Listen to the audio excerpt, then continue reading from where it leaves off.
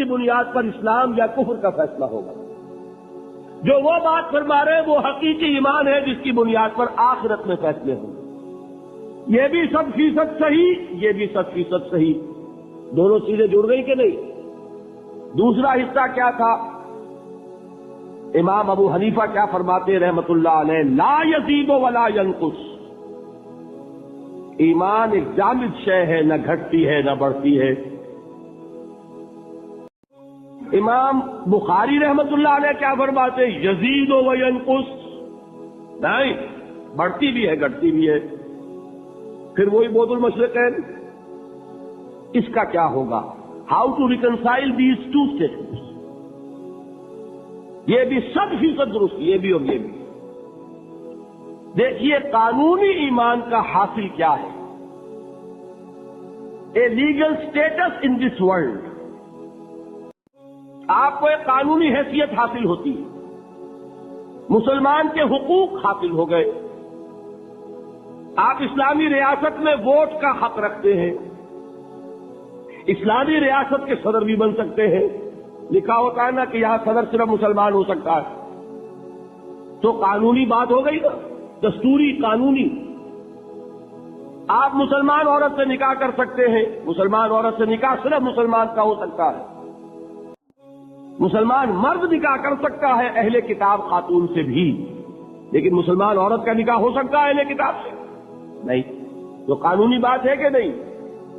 یہی وجہ ہے کہ ہمارے نکاح خواہ جو ہے وہ اپنی جان بچانے کے لیے کلمے پڑھوا لیتے ہیں. اللہ کے ہاں جا کے مجھے جواب دینا ہوگا کہ کہیں کسی غیر مسلم کا نکاح تو نہیں پڑھا دیا کسی مسلمان عورت سے. لو بھائی یہی کلمے پڑھ لو.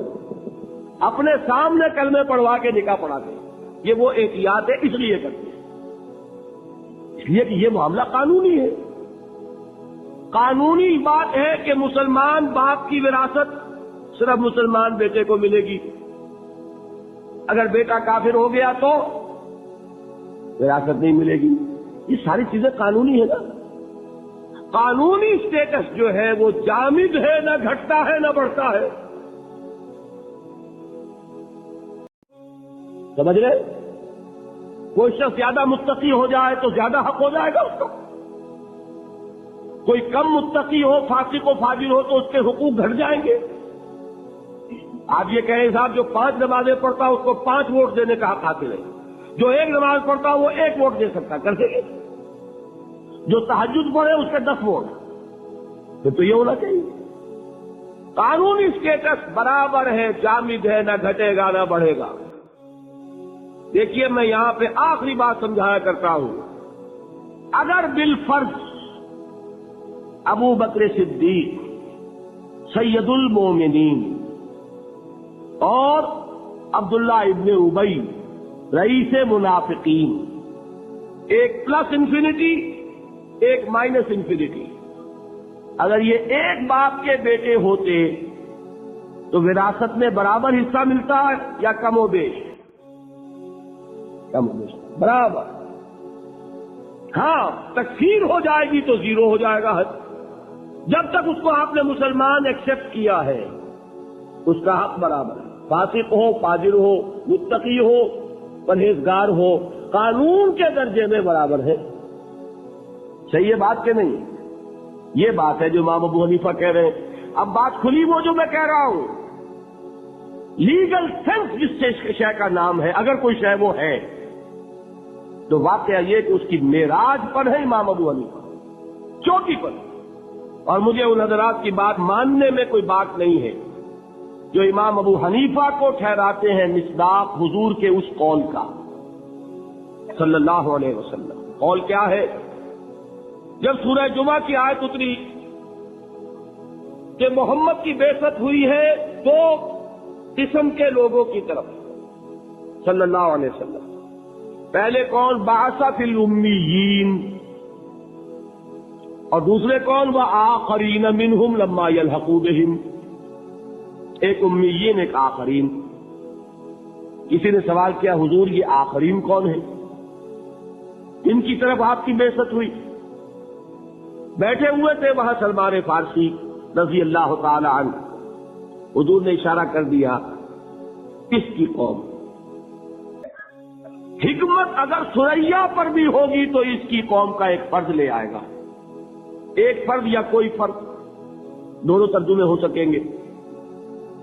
اگر حکمت، وزڈم، دانائی، تفقہ ثریا پر بھی ہوگی تو اس کی قوم کا ایک شخص یا کوئی شخص لے آئے گا. اس کو عام طور پر جو حنفی حضرات ہیں وہ منطبق کرتے ہیں امام ابو حنیفہ پر. وہ ایرانی النسل تھے، حضرت سلمان فارسی کے مانند تھے، عرب نہیں تھے. باقی تینوں ائمہ عرب ہیں نسل کے اعتبار سے، امام مالک بھی، امام شافعی بھی، امام احمد بن حنبل. لیکن امام ابو حنیفہ ایرانی النسل. حضور نے سلمان فارسی کی طرف اشارہ کر کے کہا یہ آخرین میں سے ہیں، اور ان کا مقام کیا ہے کہ حکمت اگر ثریا پر بھی ہوگی تو اس شخص کی قوم کا کوئی شخص لے آئے گا. اور یہی منطبق کیا جاتا ہے امام ابو حنیفہ پر. میں یہ سمجھتا ہوں کہ واقعتاً جو گہرا قانونی فہم اللہ تعالیٰ نے عطا فرمایا امام ابو حنیفہ کو، مجھے اس کا کوئی پیرالل نظر نہیں آتا.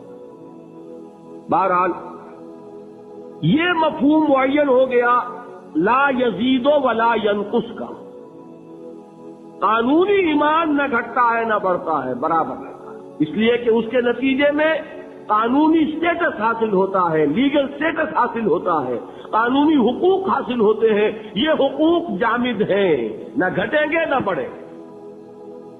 اس کے برعکس وہ ایمان حقیقی کون شخص کہہ سکتا ہے کہ وہ گھٹتا نہیں اور بڑھتا نہیں؟ کوئی کہہ سکتا؟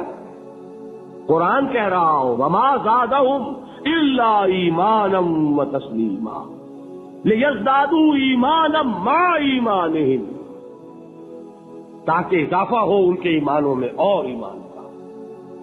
غزوہ احزاب میں جو لوگ ثابت قدم رہے وما زادتہم الا ایمانا وتسلیما، ان کے اس صبر نے، ثبات نے، استقلال نے ان کے ایمان اور ان کی تسلیم و رضا کی کیفیت میں اضافہ کر دیا.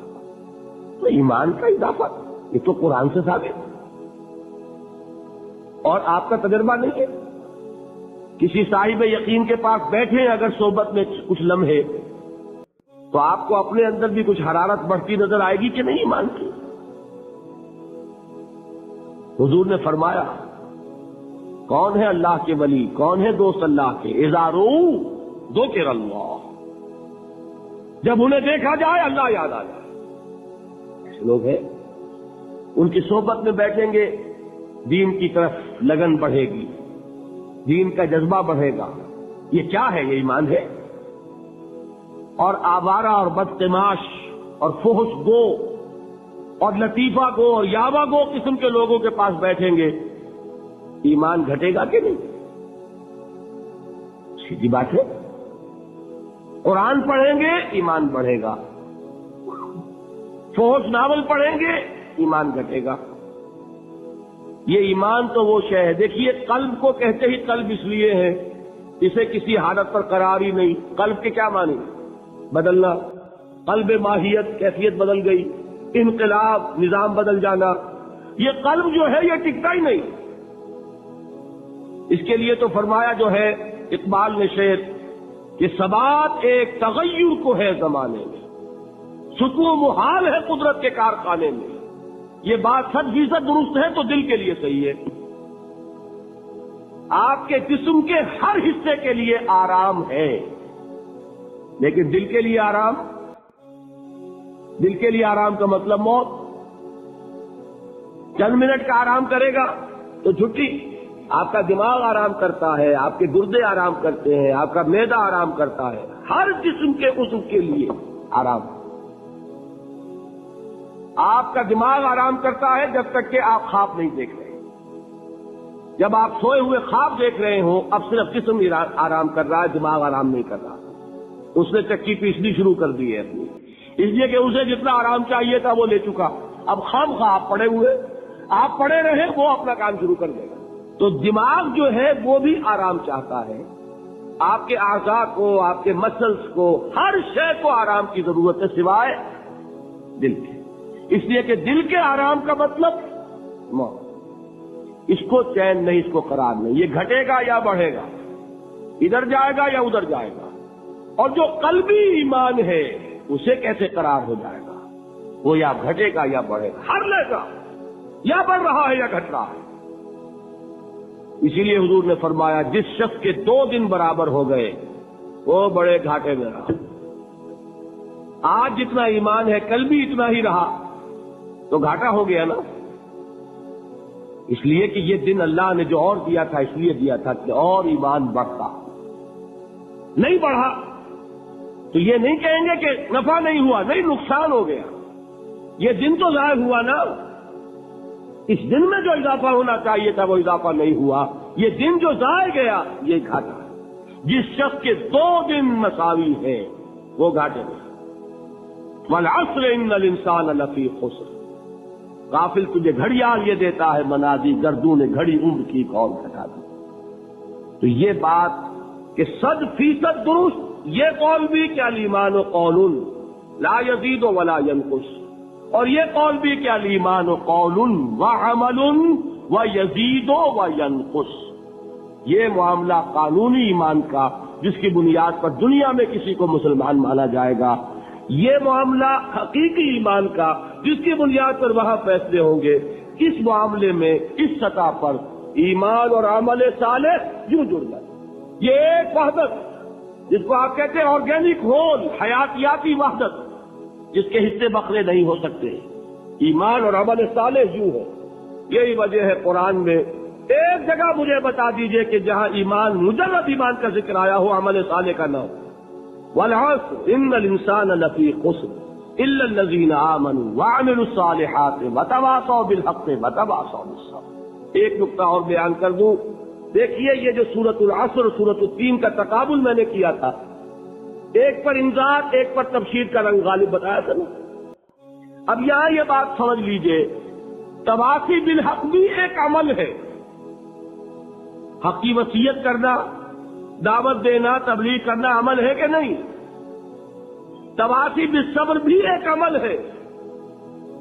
لہذا قرآن جب کہتا ہے وَعَمِلُوا الصَّالِحَاتِ یہ ساری چیزیں اس میں شامل ہیں.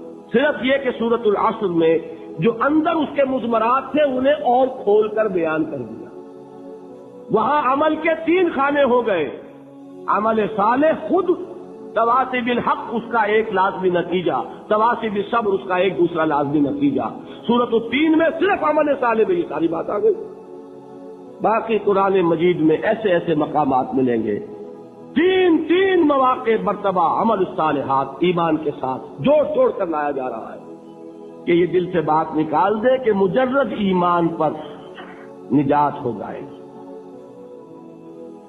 قرآن نے کہیں وعدہ نہیں کیا. اور ایمان بھی ہاں وہ نجات کہ لاکھوں برس جہنم میں جلنے کے بعد چھٹکارا مل جائے، وہ مل جائے گی. وہ نجات کہ جو میدان حشر ہی میں اللہ فرما دے میرا یہ بندہ اس پر میری رحمت کا سایہ ہے، یہ جہنم کی آگ سے بچا لیا جائے گا. فمن زحزح عن النار وادخل الجنہ فقد فاز. وہ اس کامیابی کی بات کر رہا، اس نجات کی بات کر رہا. وہ نجات صرف ایمان سے نہیں، وہ عمل صالح کے ساتھ ہے. اس کی شرطیں لازم ہے، لازم و ملزوم ہے، اس کو جدا نہیں کر سکتے. جس کے لیے میں نے آج احادیث بھی بیان کر دی. میرا جی چاہتا تھا اس عمل صالح کے جو مختلف گوشے ہیں ان کی بھی تھوڑی سی سیر آج آپ کو کراؤں، لیکن میں آج اسی پر اکتفا کر رہا ہوں. انشاءاللہ پھر یہ سلسلہ چل رہا ہے، یہ مضامین دوبارہ بھی انشاءاللہ موقع ملے گا کہ میں جو کمی رہ رہی ہے اس کی میں تلافی کر دوں گا. اللہ تعالی ہمارے شوق اور ذوق کو برقرار رکھے. اقول قولی ھذا واستغفر اللہ لی ولکم ولسائر المسلمین والمسلمات.